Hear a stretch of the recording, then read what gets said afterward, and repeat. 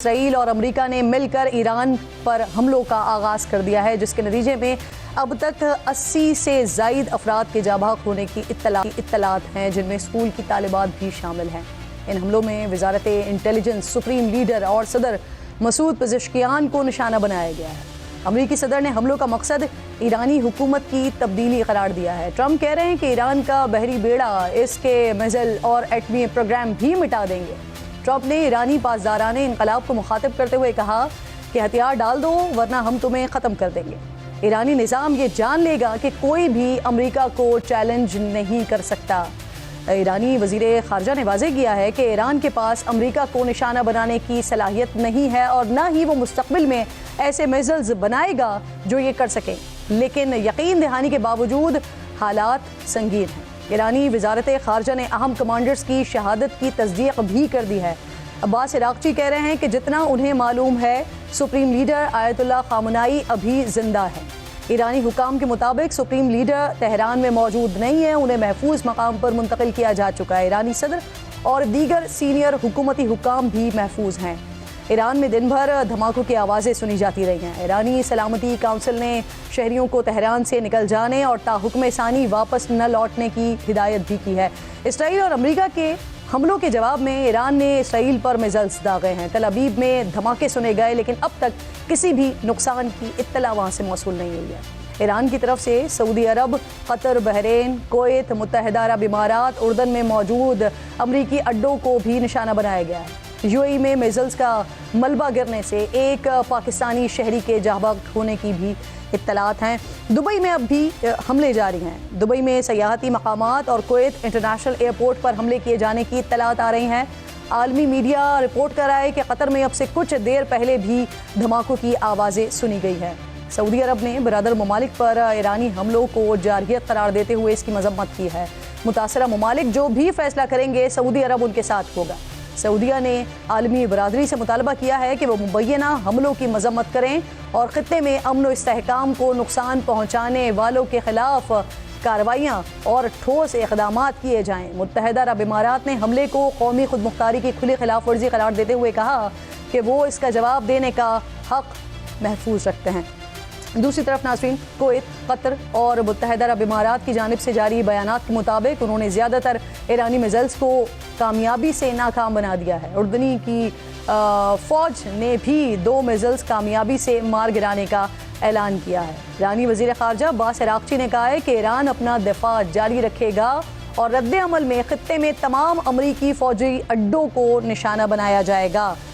बरतानिया ने उन पर हमलों से लाताल्लुक़ी का ऐलान किया है। चीन ने हमलों पर तशवीश का इजहार करते हुए फ़ौरी जंगबंदी का मुतालबा किया है। रूस ने भी तुर्किया ने भी सालिसी की है। रूस भी पुरअमन मदद की कोशिश कर रहा है, पेशकश कर रहा है। अक़वाम मुत्तहिदा के सेक्रेटरी जनरल ने मशरिक़ वस्ती की सूरत हाल पर सलामती काउंसिल का हंगामी इजलास तलब कर लिया है। पाकिस्तान ने ईरान पर बिला जवाज़ हमलों की मजम्मत करते हुए फौरी तौर पर कशीदगी को रोकने का मुतालबा किया है और साथ ही ईरान के बरादर ममालिक पर हमलों की भी सख्त मजम्मत करते हुए उनके साथ यकजहती का इजहार पाकिस्तान की जानिब से किया गया है। इस वक्त मशरिक़ वस्ती में और ख़ित्ते में किस तरह से सूरत हो रही है, आज के प्रोग्राम में इसी कोई मौजू बनाएंगे। Air commodore retired Khalid Chishti साहब दिफाई तज्ज़ियाकार हैं, मेरे इंतहाई मौज़ज़ मेहमान हैं। प्रोग्राम में मेरे साथ मौजूद हैं जौहर सलीम साहब, साबिक़ सफ़ीर हैं। आप दोनों मौज़ज़ मेहमानों की मैं बेहद शुक्रगुज़ार हूँ। जौहर साहब, अगर मैं आपसे बात का आगाज़ करूँ सर, ईरान और अमेरिका, हमने देखा कल रात तक तो सिचुएशन ये थी, मुज़ाकरात चल रहे थे। ओमानी वज़ीर ख़ारजा जो इन मुज़ाकरात में सालिस थे, उन्होंने कल रात एक इंटरव्यू में बताया था कि वो डील के बड़े करीब पहुँच चुके हैं। जौहर साहब, कल रात का ये स्टेटमेंट देखती हूँ, उसके बाद आज की सिचुएशन देखती हूँ, अगर मामलात इस हद तक करीब पहुँच गए थे हल के, तो फिर इस हमले की वजह क्या समझ आती है आपको जौहर साहब? जी बिल्कुल, देखिए मेरे कमेंट्स में आपको याद है, मैंने पहले 1 महीने से ही कह रहा हूँ कि पहले तो खैर वो जो है उस वक्त जब ये प्रोटेस्ट हो रहे थे तो उस वक्त तो वो देख रहे थे कि अगर ये प्रोटेस्ट बहुत ज्यादा वाइड स्प्रेड हो जाते हैं तो फिर शायद वो रजीम चेंज की कोशिश करें। लेकिन मैंने फिर कहा था कि अगर वो नहीं हुई तो फिर उसके बाद ये उनसे बहुत मेजर कंसेशंस लेने की कोशिश करेंगे और अगर वो ना मिली तो स्ट्राइक्स होंगी। तो वो स्ट्राइक्स अब हो गई हैं, इसलिए कि देखें वो जो कंसेशन मांग रहे हैं वो ईरान नहीं दे सकता। वो उस तरह की यकीन दहानियां तो बिल्कुल दे सकते हैं। वो तो उन्होंने JCPOA में भी दे दी थी कि वो कोई न्यूक्लियर वेपन्स नहीं बनाएंगे, फिजिल मटेरियल उस तरह इकट्ठा नहीं करेंगे, इंस्पेक्शन करवाएंगे। ये सारा JCPOA में भी हो चुका था। 2015 में जो मायदा हुआ है, अमेरिका विड्रॉ किया था, आपको याद होगा। तो अभी जो अमेरिकन कहते थे एक तो कि जीरो इनरिचमेंट, यूरेनियम अफसूदगी आप बिल्कुल ही नहीं करेंगे, आप अपना स्क्रैप कर देंगे, जो सिविलियन न्यूक्लियर प्रोग्राम है। जी। दूसरा ये है कि उसके अलावा की शर्तें थी, एक कि अपना मिसाइल प्रोग्राम भी आप स्क्रैप करें, उस पर भी लिमिटेशंस लगा दें। तीसरा ये कि जो प्रॉक्सी ऑर्गेनाइजेशंस को आप सपोर्ट करते हैं वो भी आप जो है बंद करें, उसकी भी जो है ना इंश्योर करें कि कोई वो जो है हमास या हिजबुल्लाह या हौथीस या जो है ना इराक में भी कई ग्रुप्स हैं जिनको सपोर्ट करते हैं। फिर चौथी जो अब ये शर्तें तो कुछ ज्यादा लगा दी थी ना, तो वो मकसद यही था कि अब वो इतना मुश्किल होता जा रहा था ईरान के लिए, बाहर इतना ज्यादा हाई हो गया था कि जो उनके लिए अबूर करना मुश्किल था। अब देखिए ना, अगर ईरान अपना बिल्कुल ही वो खत्म कर दे, वो कह दें कि स्क्रैप कर दिया हमने जी, हम जीरो इनरिचमेंट पे मान गए, तो फिर उनके लोग क्या उनसे नहीं पूछेंगे कि फिर अगर यही मानना था आपने, तो फिर पिछले 20 साल से सैंक्शंस क्यों लगवाई, स्ट्राइक्स क्यों करवाई, हमें इतनी मुश्किलात में क्यों रखा। वो तो उनके लिए एक सियासी खुदकुशी होता रजीम के लिए। तो उस हद तक वो नहीं मान सकते थे। जो यकीन दहानियां वो देने के लिए तैयार थे, वो शायद मतलब अगर कोई और अमेरिका का सदर होता तो मान लेता, लेकिन ट्रंप की पोजीशन उससे बहुत आगे है। ये वो पोजीशन है जो इजराइल की पोजीशन है। तो इसलिए ये स्ट्राइक सूट्स की ऑलमोस्ट जो है ना वो ये जो अब उनकी पोजीशन है बेसिकली वो ऐसी थी कि जिसमें ईरान के लिए उसको मीट करना उनकी डिमांड्स को बहुत मुश्किल था, और ये स्ट्राइक्स फिर होनी ही थी। तो अब हम जिस सिचुएशन में हैं, अब देखिए। अच्छा, ये बड़ी इंपॉर्टेंट बात आप कर रहे हैं कि अमरीकी सदर की जो पोजीशन है वो इस वक्त इसराइल की पोजीशन है, तो खालिद साहब आप भी इसी आर्गुमेंट को कंटिन्यू करेंगे या आपकी राय इसमें बहुत मुख्तलिफ है? क्योंकि सर हम देख रहे हैं कि जब अब्बास अराक्ची की जानिब से ये यकीन दहानी करवाई जाती है कि अमरीका के ऊपर ना अभी कोई हमला करने का इरादा रखते हैं, ना मुस्तकबिल में इस तरह का कोई इरादा रखते हैं, और ना उनके पास ऐसी कोई सलाहियत मौजूद है, जब वो इस हद तक यकीन दहानी करवा रहे हैं, तब भी अमेरिका को क्या ऐसा मसला है कि अटैक कर दिया गया? बहुत शुक्रिया मिस करण, आपने इनवाइट किया। देखिए बैरिस्टर साहब बिल्कुल ठीक पॉइंट आउट कर रहे थे। अगर मुझे इजाजत दें मैं थोड़ी सी उसकी एक्सप्लेनेशन करूं। जो 2015 में एग्रीमेंट हुआ था ईरान का, उसमें एग्री ही किया था यूरोपियन यूनियन के बहुत सारे मुल्क और यूरोप के मुल्क शामिल थे जो थे। अमेरिका सपोर्ट कर रहा था, और 2015 में एक एग्रीमेंट हुआ था कि Iran international atomic energy commission को इंस्पेक्शन की इजाजत देगा। एक मुल्क जो सबसे ज्यादा मुखालिफ हुआ था इस एग्रीमेंट का वो था उस वक्त भी इजराइल। और फिर आपने देखा 2018 में प्रेसिडेंट ट्रंप वापस आए हुकूमत में, उन्होंने यूनिलैटरली वन साइडेड उसको कैंसिल कर दिया उस एग्रीमेंट को। लेकिन हमें याद रखने की ये बात है कि 2015 और 18 के दरमियान इंटरनेशनल एटॉमिक एनर्जी कमीशन के जितने विजिट हुए उन्होंने एक भी रिपोर्ट, ऑब्जेक्शनेबल रिपोर्ट नहीं दी थी। That itself is a witness. अच्छा, यूरोपियन यूनियन के मुल्क जब इन्होंने ये कैंसिल किया सारा कॉन्ट्रैक्ट को, ये एग्रीमेंट को, तो उस वक्त बहुत हैरान हुए थे यूरोपियन यूनियन के मुल्क। और वो आज तक देखें 8-9 साल होने के बाद, जैसे मिनिस्टर साहब कह रहे थे कि उन्होंने बहुत कुर्बानियां दी हैं और बहुत ज्यादा एग्रीमेंट भी किया, लेकिन अभी भी ऐसा ही लगता है। प्रेसिडेंट ट्रंप ने पिछला जो जून का हमला किया था उस वक्त भी ईरान को 2 हफ्ते का टाइम दिया था कि आप या मान लें हमारी बात या हम हमला करेंगे, और तीसरे दिन हमला कर दिया था। अभी थोड़ा सा मुख्तलिफ है केस। हुआ ये है कि अब इन्होंने जो बिल्डअप किया है इतने अरसे, वो अमेरिकन प्रेसिडेंट चाहते थे कि एक तो ऑप्टिक्स की तरफ यूज किया जाए, ऑब्वियसली एक थ्रेट यूज किया जाए, एक 100% या 90% व्हाटएवर परसेंट एक डिग्री ऑफ एश्योरेंस पैदा की जाए जहनों में ईरानी लीडरशिप की कि अटैक उन पर जो है वो मैटर ऑफ चांस नहीं है, मैटर ऑफ टाइम है। यानी वो आया चाह रहा है, वो समझते थे कि एक एग्रीमेंट हो जाए। जो डिफरेंस आ रहा था वो ये आ रहा था कि ईरानी हुकूमत न्यूक्लियर को काफी हद तक प्रोग्राम को तो कर्टेल करने पर मान गई थी, जो नजर भी आ रहा है। जिस चीज पर एग्रीमेंट नहीं हो रहा था और जिस पे मेरा ख्याल ईरान करेगा भी नहीं, वो थे बैलिस्टिक और क्रूज मिसाइल्स। क्योंकि वो अगर आप कैरी करने की कैपेसिटी ना हो तो न्यूक्लियर प्रोग्राम का कोई फायदा नहीं होता। और उससे सबसे बड़ी थ्रेट अमेरिका को तो नहीं थी, वो तो इजराइल को थी। इसलिए ये सारा अनफोल्ड हुआ है। हमने देखा कि इजराइल थ्रू आउट चाह रहा था, लेकिन मॉरल ग्राउंड बहुत लो है इस वक्त। अमेरिका का साथ देने के लिए सिर्फ वाहिद मुल्क इजराइल ही है, ना यूरोपियन यूनियन सपोर्ट कर रही है, ना नेटो साथ है। जो पिछली दफा जब भी अफगानिस्तान पर, सीरिया पर जिधर भी हमला होता था 44 मुल्क उठकर इकट्ठे आ जाते थे, एक हाई मॉरल ग्राउंड ले लेते थे, यूनाइटेड नेशंस का एक बिल्कुल सर, आप सही कह रहे हैं। और इस वक्त तो दीगर मुल्कों की आवाम बाहर निकल आई है इन हमलों पर। बरतानिया में, लंदन में इस वक्त एक बड़ा एहतजाज हो रहा है। मुझे ये फरमाइए खालिद साहब कि ये जो सिचुएशन इस वक्त डेवलप हुई है, क्या ये यहीं तक महदूद थी और बस इतनी ही कार्रवाई होनी है, जिस तरह से डोनाल्ड ट्रंप अभी 2 दिन पहले कह रहे थे कि वो कोई तवील मुद्दती जंग नहीं चाहते हैं, या फिर आपको इसका स्केल बढ़ता हुआ नजर आ रहा है? क्योंकि एक तरफ मैं इनका ये स्टेटमेंट देखती हूँ, लेकिन दूसरी तरफ जो अचीवमेंट्स है अमेरिका की, उनकी तो ख्वाहिश ये है कि रजीम चेंज हो ईरान में, लेकिन अभी तक जो कार्रवाई हुई है इससे तो वो अचीव होता हुआ नजर नहीं आ रहा मकसद। जी बिस्किन, मैंने जितनी तारीख पढ़ी है रजीम चेंज की, और जहां भी ये पॉसिबिलिटी हुई है, ये अपॉर्चुनिटी बनी है, उसके अंदर बुनियादी रेसिपी ये होती है कि एक बहुत वैल्यूएबल रेजिस्टेंस चल रही होती है उस मुल्क के अंदर, यानी कन्फ्रंटेशन, लोग डिवाइडेड होते हैं, कुछ एक तरफ होते हैं, कुछ दूसरी तरफ होते हैं, पहली बात। जी, फिर एक जी। रोल मॉडल या सिंबॉलिक लीडर जरूर होता है अपोजिशन का, जिसने टेक ओवर करना होता है, जो ख्वाब दिखाता है सच्चे या झूठे, तो वो जी। टेकअप होता है। ईरान का तो पिछले 46-47 सालों से, जब से ये रेवोल्यूशन आया है और आयतुल्लाह खुमैनी चले गए, फिर 1989 में अली खामनाई साहब आ गए, तो उस वक्त से लेके आज तक कंटिन्यूटी है। ऑपोजिशन ना होने के बराबर है या डेवलप नहीं होने दी गई। अभी शाह फरहान के बेटे जो वहां बैठे हैं वो 47 साल से बाहर हैं, 19 साल की उम्र में वो चले गए थे, पीछे उन्होंने लेजिटिमेट अपनी कोई हायरार्की, कोई पार्टी, कोई कंटिन्यूटी, ट्रेल नहीं छोड़ी। जी। तो इस तरह फुट ऑन ग्राउंड से अमेरिका नहीं आ सकता कभी भी, मेरा नहीं ख्याल कि वो कभी चांस भी लेगा। लेकिन ईरान एक तरफ चाहेगा शॉर्ट एंड क्रिस्प हो, लेकिन दूसरी तरफ मुझे लगता है ईरान चाहता है थोड़ी प्रोलॉन्ग हो, ताकि वो ऐसी ऐसी जगहों पे हिट कर सके। आप देखें, इसीलिए उन्होंने तेहरान खाली करवा लिया है। तेहरान खाली करवाने का एक इंडिकेटर ये है कि जाहिर है सिविलियन डिस्ट्रक्शन या लाइफ लॉसेस ना हो, जिससे इंटरनल प्रेशर बिल्ड हो जाए ईरानी हुकूमत पर। तो आई थिंक ये सारे डायनामिक्स हमें देखने पड़ेंगे, और ईरान और रशिया का एक और डायनामिक्स है जिस पर शायद बाद में हम बात कर सकते हैं। सही सही। और वो जो रजा पहलवी, और आप सिचुएशन क्रिएट होने की बात कर रहे हैं, तो अभी रिसेंट पास्ट में जब ईरान पर अटैक किया गया था तो उसी सिचुएशन का फायदा उठाने की कोशिश की गई थी अमेरिका की जानिब से। ये तक कह दिया गया था कि हम खड़े हुए हैं आवाम को बचाने के लिए, लेकिन फिर उसके बाद ईरान की तरफ से बड़ा वाज़ेह मैसेज आ गया। अब जौहर साहब ये फरमाइए, जो अभी मैंने खालिद साहब से भी बात की कि जिस तरह से आज के दिन का आगाज़ हुआ था, कार्रवाइयों का आगाज़ हुआ था, तो ऐसा लग रहा था कि ये तो अब लॉन्ग स्केल पे मामला जाएगा, लेकिन फिर खामोशी हो गई। तो ये एक तो इसके हवाले से बताइएगा, ये स्ट्रैटेजी है ईरान की या अमेरिका इसराइल का, या फिर जो ईरान की तरफ से अटैक्स किए गए, रिटेलिएट किया गया, या उसकी वजह से खामोशी हुई है? और फिर इसका ज़िमनी सवाल ये कि रशिया इस वक्त कहां पर है सर? जी देखिए, बिल्कुल, खैर ये तो रिकैलिब्रेशन हम देखते रहेंगे कि जो जब स्ट्राइक्स होंगी, फिर काउंटर स्ट्राइक्स होंगी, फिर जाहिर है कि वो अपने टारगेट्स मुतय्यन करेंगे, फिर दोबारा से करेंगे। ये तो अभी इस तरह चलेगा।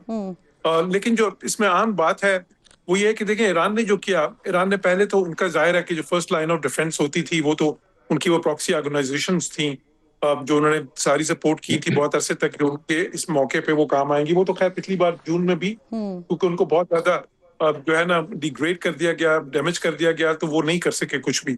अब जो दूसरी लाइन ऑफ डिफेंस होती है उनकी, वो ये होती है अमूमन इस तरह की सिचुएशन में कि वो इसराइल पे बहुत सारे प्रोजेक्टाइल्स दागते हैं, उसमें ड्रोन्स भी होते हैं, मिसाइल्स भी होते हैं, रॉकेट्स भी। वो इस बार भी उन्होंने किया। लेकिन जो उसके बाद फिर उनका नेक्स्ट लेटर ऑफ एस्केलेशन है ना, वो ये था कि वो अमेरिका की मिलिट्री बेसिस हिट करेंगे जो इस खित्ते में है, बहुत सारी हैं, 19-20 के करीब हैं। अच्छा, वो कार्ड उन्होंने ईरान ने शुरू में ही प्ले कर दिया इस बार, जो कि नॉर्मली पिछली बार आपने देखा वो कार्ड उन्होंने जून में बिल्कुल आखिर में प्ले किया था, और वो भी सिर्फ नुमाइशी तौर पे, जब उन पर अमेरिका ने बॉम्बिंग की थी B-2 बॉम्बर से, तो फिर उन्होंने ये जो स्ट्रैटेजी है, ये जो फैसला ईरान का है जौहर साहब, कि जहां जहां अमेरिका के अड्डे मौजूद हैं, वो खलीजी ममालिक जो सपोर्ट कर रहे हैं ईरान को, उन्हीं पर अटैक कर देना, ये आप इसको दुरुस्त फैसला समझते हैं ईरान का? देखिए जी, मैं समझता हूँ कि बहुत ही हाई रिस्क फैसला है उनका, क्योंकि जाहिर है ये तो लेटर ऑफ एस्केलेशन में चीज जो सी है ना, उनके बाद की वो चीजें थी कि जो आखिर में उनके कार्ड्स थे। अब इसके बाद तो फिर यही कार्ड रह जाता है ना कि आप वो जो उनके पास है कि बाबुल मंदब को बंद कर दें, जो स्टेट ऑफ हॉर्मस है, जो कि बिल्कुल ही न्यूक्लियर ऑप्शन है। तो लगता है ये कि शुरू में ही वो इसलिए इस्तेमाल करना चाहते हैं कि उनको ये लगा कि इस बार ये उनको ये लगा कि ये रजीम उन्होंने ऐलान कर दिया इसका, तेहरान में सीधा अटैक किया। अगर उन्होंने देखें कर दिया तो फिर वो न्यूक्लियर ऑप्शन भी अपना जो है मेजर इस्तेमाल कर दिया उन्होंने एक ही दम। तो उसकी वजह ये हो सकती है कि क्योंकि अटैक्स जो है उनकी टॉप लीडरशिप पे हुए हैं, तेहरान पे हुए हैं, तो फिर वो दे फेल्ट कि जी ये हम शुरू में ही सारे कार्ड्स करें।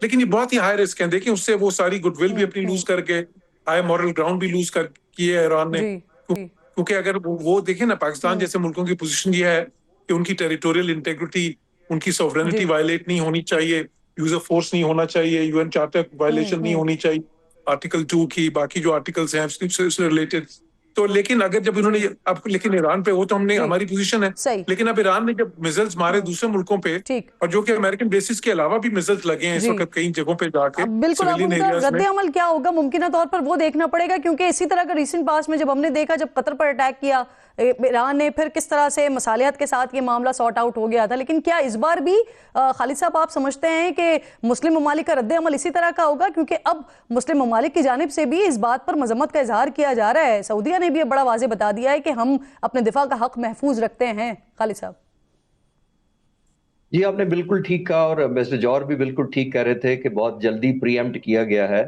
लेकिन मुझे दूसरी तरफ एक और भी एंगल नजर आता है, वो ये है कि ये मैटर इस वक्त जो ईरानी हुकूमत का या ईरानी जो इस वक्त रूल लीडरशिप है, उनके लिए भी एग्जिस्टेशनल इशू है, बेसिकली सर्वाइवल इशू है, उनकी बका का मसला है। मेरा नहीं ख्याल कि वो जी। चाहेंगे कि कोई ऐसा वेपन या ऐसा कोई ऑप्शन वो एग्जॉस्ट ना करें और बाद में वो सोचें कि कर देना चाहिए था। मैं उसका सपोर्ट नहीं कर रहा। एक और एंगल देखें, उन्होंने तेहरान खाली करवा लिया, और जिसका मतलब है कि वो कैजुअलिटीज नहीं चाहते कि वहां पर हो, जिसका मतलब ये है कि थोड़ी सी बाय चॉइस नहीं, बाय कंपल्शन शायद वो लॉन्गर वॉर करना चाहते हैं, जिसके जी। अंदर वो चाहते हैं कि सिविलियन की कैजुअलिटीज ना हो। इसमें दो डायमेंशन बड़े इंपॉर्टेंट हैं, ऑल्दो ये मिस्टर जौहर का डोमेन है, लेकिन मैं एज ए स्टूडेंट ऑफ जी। स्ट्रैटेजी या थोड़ा ठीक। पॉलिटिकल साइंस मैं भी खालिद बताना साहब, यहाँ चाहूंगा। पर सर देखिए, सवाल फिर यहाँ पर ये बनता है कि वो बहरी बेड़े जो अमेरिका ने उतारना शुरू कर दिए थे, जो ईरान की हुदूद को कवर कर रहे थे, तो अगर आपने अटैक करना था, निशाना बनाना था, इनिशिएट करना था, तो वहां से क्यों नहीं आगाज किया गया? उन ममालिक में कि जहां पर अड्डे मौजूद हैं, उसको क्यों अटैक किया गया? इसके पीछे क्या स्ट्रैटेजी है? वो इसलिए नहीं किया गया कि देखिए, जो बहरी बेड़ा होता है उसको आसान नहीं होता। वो तकरीबन 3 या 5 लेकर डिस्ट्रॉयर्स अपने साथ चलता है, जिन्होंने सर्कल किया होता है, यानी घेरे में लिया होता है। एयरक्राफ्ट कैरियर का खुद बहुत जबरदस्त सेल्फ डिफेंस होता है, रेडार्स होते हैं। जो इब्राहिम लिंकन है, इस पर तकरीबन 10 जो हैं वो F-35C वर्जन के जहाज हैं, जिसमें से 75 के करीब इसके टोटल F-18 वगैरह जहाज हैं।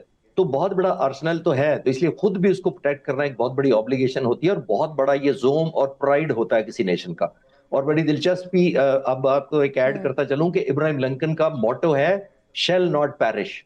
तो इट्स सेल्फ ही प्रॉमिस है अपने लोगों के साथ। मैं उसको बैकग्राउंड सिर्फ बताना चाह रहा हूं एक बात, तो वो शायद आने वाले वक्तों में अटेम्प्ट जरूर करें, दबोना उसको शायद कामयाबी ना हो ईरान की, लेकिन अमेरिका जैसे मुल्क के लिए अगर वो चंद हिट्स पहुंच जाए उनके एयरक्राफ्ट कैरियर पर या डिस्ट्रॉयर्स को एक आध बहुत सीरियस डैमेज कर पाए, तो आई थिंक बड़ी हायर मॉरल ग्राउंड उनको लगेगी और एक सिंबॉलिक विक्ट्री लगेगी। क्योंकि ब्रेकिंग न्यूज अगर ये चल जाए कि उनके शिप तबाह हुए हैं। दो एलिमेंट जिनकी मैं बात कर रहा था, रशिया की और चाइना की। देखिए, इस वक्त जो रशिया की नेवी ने खालिद साहब, आकर जब ज्वाइंट आप कह रहे हैं कि उनका अपना जो डिफेंस सिस्टम होता है इस तरह के बहरी बेड़ों का, sorry to interrupt you sir, तो उस पर फिर सवाल ये बनता है कि अगर वो इतना स्ट्रांग है और तकरीबन नामुमकिन ही है फिर ईरान का दोबारा से उनके ऊपर अटैक करना या इस कार्ड को इस्तेमाल करना, तो फिर अगर सिचुएशन यही बनती है तो फिर अगेन क्या उन्हीं ममालिक के अड्डों के ऊपर ये अटैक किया जाएगा? और फिर मुमकिन रद्द अमल के बारे में मैं आपसे पूछ रही हूँ कि आपको क्या लगता है इस्लामी ममालिक का अब रद्द अमल क्या आएगा? नहीं, क्विकली मैं एयरक्राफ्ट कैरियर का बता देता हूं कि आसान जरूर होता है, मुश्किल बहुत होता है, लेकिन ये सैचुरेशन करेंगे। अगर इन्होंने किया तो ये under water submarine diesel line के पास उनका टॉर्पेडो कैरी करता है, वहां से लॉन्च करेंगे कुछ। ऑन सरफेस समंदर के सतह के ऊपर ये गन बोट्स हैं इनके पास सैकड़ों की तादाद में, वो स्टॉर्म करेंगी। हवा से ये ड्रोन और मिसाइल फायर करेंगे। तो कामयाबी का तो बाद की बात है, लेकिन ये ऑप्शंस है जो ये यूज करके उनके एयर डिफेंस को ये सैचुरेट कर देंगी।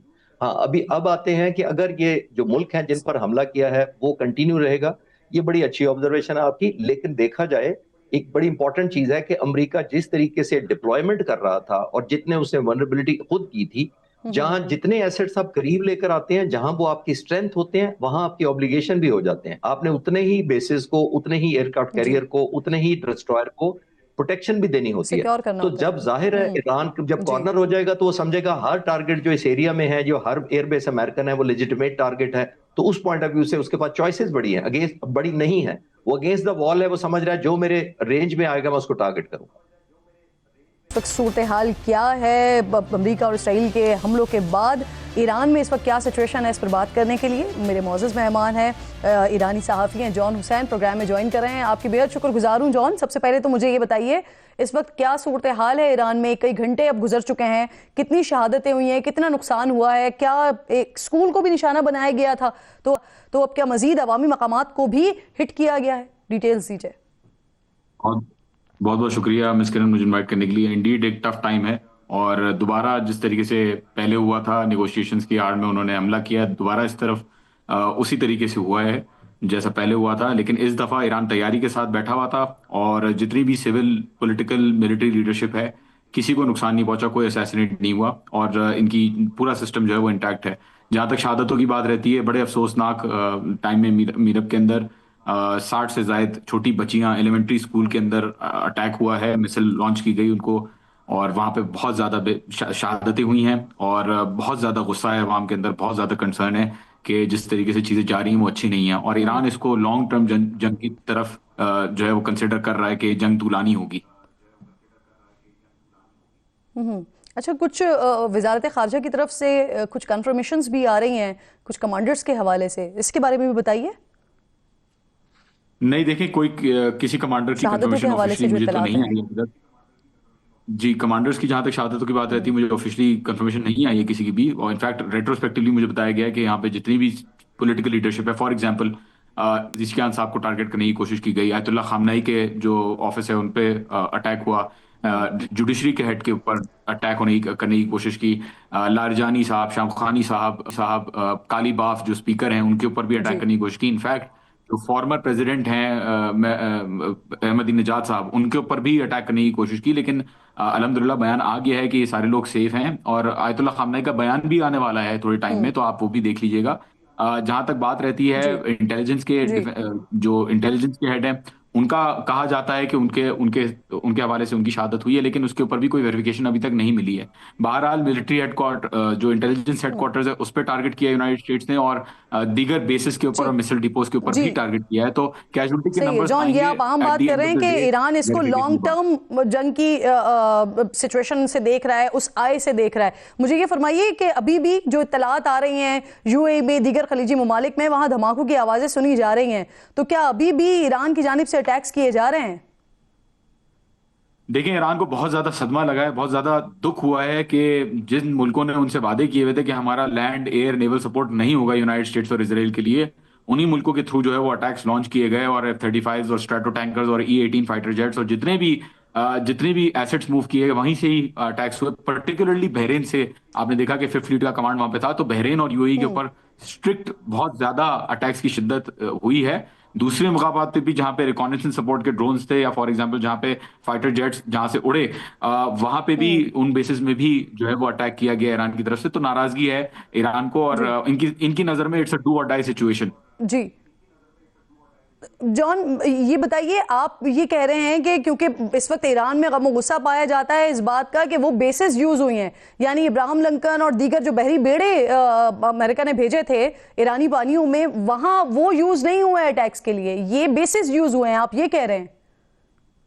मिस किरण, बहुत इंटरेस्टिंग बात है। टोमाहॉक मिसाइल्स लॉन्च हुई हैं एयरक्राफ्ट कैरियर के थ्रू गल्फ ऑफ ओमान से, बिल्कुल ये बात सच है, लेकिन इसकी अमेरिका ने पोजीशनिंग जो अपने एयरक्राफ्ट कैरियर है उसकी पोजीशनिंग 2000 किलोमीटर दूर वो लेके चला गया है इसको, और पीछे चला गया है यूनाइटेड स्टेट्स।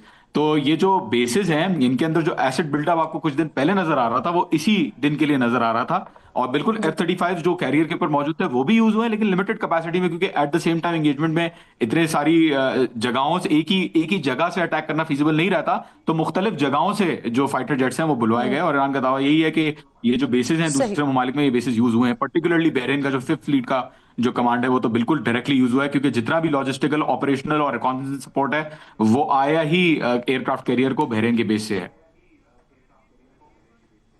ठीक ठीक जॉन, आप साथ ही मौजूद रहिए। Real admiral retired Faisal Shah साहब मेरे मोअज़्ज़ज़ मेहमान हैं, दिफाई तजियाकार हैं, ज्वाइन कर चुके हैं प्रोग्राम में। बहुत शुक्रिया फैसल साहब। अभी यकीनन आपने गुफ्तगू सुनी होगी जो जॉन डिटेल्स बता रहे हैं, और उनके मुताबिक ईरान इस वक्त ये क्लेम कर रहा है कि ये बेसिस यूज हुई हैं, जो अमरीकी अड्डे हैं वो इस्तेमाल हुए हैं।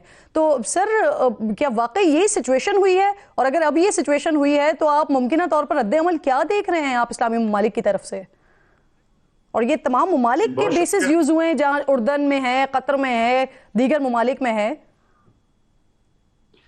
बहुत शुक्रिया मुझे प्रोग्राम में लेने का।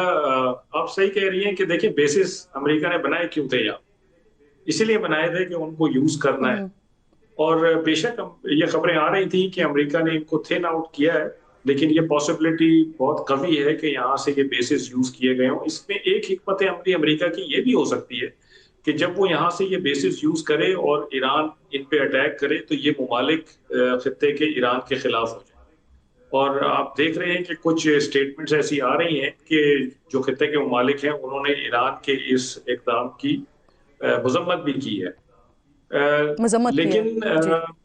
लेकिन ईरान ने ये बात वाज़ेह कर दी थी पहले कि अगर हमारे ऊपर लिमिटेड स्ट्राइक्स भी हुई तो हम उसको फुल फ्लैज जंग तस्वुर करेंगे और अपने भरपूर ताकत इस्तेमाल करेंगे उसका जवाब देने के लिए। और ये भी वाज़ेह कर दिया था कि खित्ते में जितने भी अमरीकी अड्डे हैं या अमरीकी मफादात हैं उनको हम निशाना बनाएंगे, वो हमारे अहदाफ। तो ये चीजें ईरान ने वाज़ेह कर दी थी। अब ईरान को ब्लेम करना कि उसने ऐसा क्यों किया, मेरा ख्याल है ये जायज नहीं। इसलिए भी जायज नहीं है कि ईरान बड़ी सिंसियरली बातचीत कर रहा था और ओमानी वजीर खारजा का अगर आपने बयान सुना हो तो उसके बाद तो कोई शक नहीं रह जाता, जो ये कह रहे थे कि ईरान ने तकरीबन हर चीज मान ली थी और हम बहुत करीब थे मुआहदे के। और ये बात अमेरिका की तरफ से भी कल जब राउंड खत्म हुआ है बातचीत का तो उसके बाद ये कही गई कि नेक्स्ट वीक में जो राउंड होगा बातचीत का उसमें बात मजीद आगे बढ़ेगी और हम किसी तरह सही सिमत में जा रहे हैं। तो उसके बाद ये सब करना, इजरायली वजीर दिफा का जो सुबह बयान आया वो बड़ा इंटरेस्टिंग है। उन्होंने कहा कि इस हमले की तारीख और इसका वक्त ये तो हमने कई हफ्ते पहले डिसाइड कर लिया। तो अगर ऐसा है तो फिर ये बातचीत का ढोंग था बजाया गया, और अगर ये ढोंग था एग्जैक्टली आपकी बात बिल्कुल दुरुस्त है कि अगर ऐसा है तो फिर कल रात वाला स्टेटमेंट क्या था जहां पर ये बताया जा रहा था कि ऑलमोस्ट करीब पहुंच गए हैं अब बातचीत के हल की तरफ और मुज़ाकरात के फाइनलाइज होने की तरफ और ब्रेक थ्रू होने जा रहा है। सर क्योंकि जो पानियों का मामला है, बहरी बेड़ों का मामला है, आपसे बेहतर इसे ना कोई नरेट कर सकता है ना कोई बता सकता है, तो मुझे ये फरमाइए कि ईरान की तरफ से जो स्ट्रैटेजी अपनाई गई, यानी बहरी बेड़े मौजूद हैं, इब्राहिम लिंकन मौजूद है जिसे पहले ही भेज दिया गया, अमेरिका की तरफ से एक स्ट्रैटेजी उनकी बना ली गई, लेकिन जब ईरान ने रिटेलिएट किया तो ईरान ने उन बेसिस को निशाना बनाया, अमेरिकी अड्डों को निशाना बनाया जो दीगर ममालिक में है, बहरी बेड़ों को क्यों नहीं निशाना बनाया? क्या इससे पहले भी ब्रेक से पहले भी जब गुफ्तगू हो रही थी कि उनका अपना डिफेंस सिस्टम इतना स्ट्रांग होता है कि क्या ये नामुमकिनात में से था जो ईरान को दूसरी तरफ अटैक करना पड़ा? नहीं, मेरा ख्याल है नामुमकिनात में से तो नहीं है, लेकिन ये बात जरूर है कि ये जो एयरक्राफ्ट कैरियर्स होते हैं ये अकेले तो नहीं आते, इनके साथ पूरा एक फ्लीट आता है जो इनको शील्ड देता है हर तरफ से। यानी फजा से अगर कोई अटैक हो रहा है तो भी इसको शील्ड देगा, अगर समंदर के ऊपर से कोई अटैक हो रहा है या समंदर के नीचे से कोई अटैक हो रहा है तो ये उसको प्रॉपर शील्ड देते हैं, उसको प्रोटेक्ट करते हैं, और ये पूरा एक फ्लीट होता है। इस पर टॉमाहॉक मिसाइल है जो तकरीबन 1000 नॉटिकल माइल्स जिसकी या 1000 माइल्स आप कर लें तो तकरीबन कोई 1600-1700 किलोमीटर उसकी रेंज है। तो अगर वो 1600 किलोमीटर उसकी रेंज है तो इनको तकरीबन कोई 1200 या 1000 किलोमीटर पे आना पड़ता और वो वहां से उसको फायर करते तो ईरान के अंदर वो फायर होता। हो सकता है इन्होंने वहां से फायर किया हो और फिर ये उसको पीछे ले गए हो। ईरान के पास ऐसे मिसाइल मौजूद हैं जो इनको अटैक कर सकते थे और इनको मार सकते थे, लेकिन गालिब इम्कान यही है कि ये अपने जहाजों को पीछे ले गए हैं अटैक करने के बाद ताकि उनको महफूज रख सकें, क्योंकि बावजूद इसके कि आपके पास शील्ड मौजूद है, प्रोटेक्शन मौजूद है, फिर भी कोई मिसाइल पेनिट्रेट कर सकता है और वो इसको नुकसान पहुंचा सकता है। ईरान का बेसिकली जो असल हदफ है वो अमरीकी मफादात हैं जो इस वक्त इसकी नियर रीच में, जहां पे ये फौरन ही अटैक करके उन पे कोई इम्पैक्ट क्रिएट कर सकता है, उन पे कोई इम्प्रेशन डाल सकता है कि मेरी स्ट्रेंथ है। आप देखें तो ईरान ने खातिर ख्वाह नुकसान किया है अमेरिका का। हम एक कतर में एक बड़ा इंपॉर्टेंट रडार है अमेरिका का ANFPS 132 जो कि 5000 किलोमीटर जिसकी रेंज थी, जिसका बड़ा फायदा था अमेरिका को, वो उसकी आंखों का किरदार अदा करता था कि जैसे ही कोई ईरान में एरियल एक्टिविटी होती थी, कोई जहाज होता था या कोई मिसाइल लॉन्च होता था, उसको वो पकड़ लेता था और रिएक्शन टाइम मिल जाता था। तो वो उसको अंधा कर दिया उन्होंने, वो तबाह कर दिया। अच्छा सर, इससे पहले जो जून में जो सारा सिनेरियो क्रिएट हुआ था, ईरान वाली एपिसोड उस वक्त जो थी, उसमें भी ईरान ने बड़ा वाज़ेह कहा था कि अगर दोबारा इस तरह की कोई चीज़ की जाती है तो हम अमरीकी अड्डों को निशाना बनाएंगे। लेकिन उस वक्त जब कतर में ये सारा मामला हुआ था तो उसके बाद कतर का रिएक्शन कुछ और तरह का था, लेकिन इस वक्त इसी तरह का कुछ रिएक्शन, इसी तरह का गम गुस्सा अब दीगर ममालिक में भी पाया जाता है। वो ये बात कर रहे हैं कि हम अपने दिफा का हक महफूज रखते हैं। तो क्या समझते हैं मुमकिन तौर पर रिएक्शन क्या आ सकता है दीगर कंट्रीज में कि जहां पर अभी भी इत्तलात आ रही हैं कि वहां पर धमाकों की आवाजें सुनी जा रही हैं? देखिए, अगर उन कंट्रीज का अपना कोई इंफ्रास्ट्रक्चर डैमेज होता है अमेरिकन बेसिस से बाहर, या उनके शहरियों की कोई हलाकत होती है अमेरिकन बेसिस से बाहर, तो यकीनन वो फिर इस बात पे सोचेंगे कि हमें अमेरिका का साथ देना चाहिए और ईरान के खिलाफ बात करनी चाहिए। लेकिन ईरान ने एक बड़ा स्ट्रेटेजिक मूव लिया है, जिसकी वजह से प्रेशर बहुत बढ़ गया है और एस्केलेशन लेटर पे बहुत तेजी से ये ऊपर चला गया है सारा किस्सा, और वो है अबनाए हुर्मुज़ की बंदिश।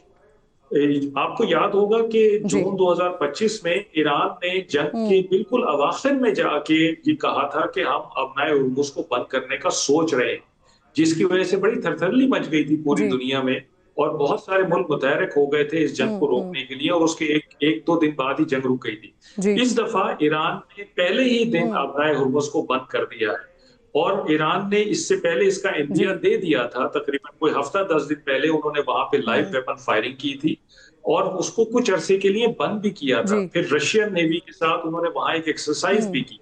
तो ये इंडिया वो दे रहे थे कि हम अबनाए हुर्मुज़ को इस दफा बंद करने में बहुत सीरियस है।